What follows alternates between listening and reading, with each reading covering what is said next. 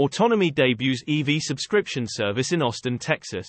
December 17, 2022. Autonomy debuted its electric vehicle subscription service in Austin, Texas, following its successful launch in California earlier in 2022 and its recent expansion into Florida and Washington.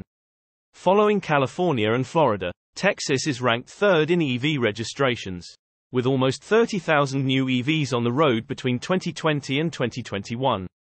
Autonomy noted that the growth and natural demand makes Texas a compelling state for Autonomy to expand operations into. Scott Painter, founder and CEO of Autonomy, gave a press statement emphasizing the growth of EVs in Texas.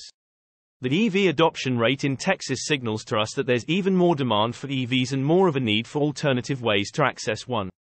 He said, "Today, Texas has more than 156,000 EVs on the road, with 22,122 in Travis County alone, the highest-ranking EV county in Texas. These numbers are encouraging, and we're excited for Autonomy service to help boost EV adoption in the second most populous state in the country and increase EV adoption statewide." Austin has over 1,300 public EV chargers, with more than 500 new ones added within the last 90 days.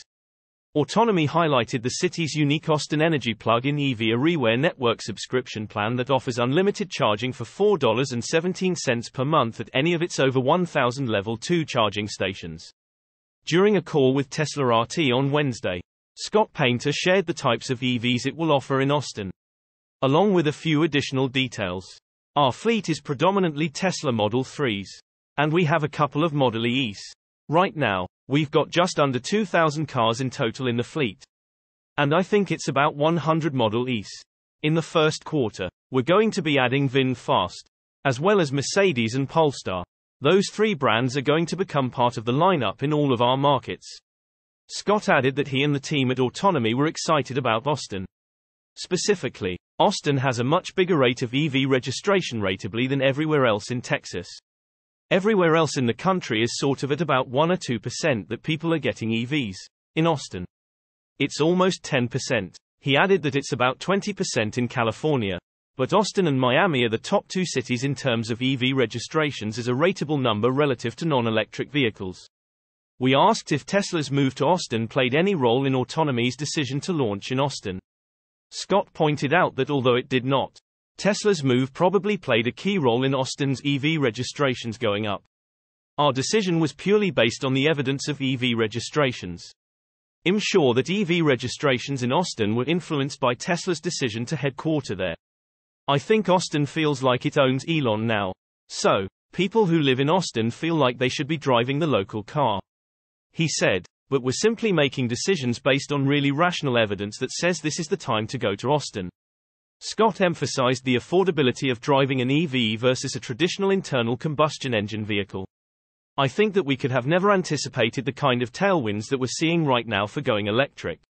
Certainly, when gas prices go above $4 or $5 a gallon, it's undeniable. You should be driving an electric car." Scott noted that one could drive the same amount of miles for around 1/8 the price.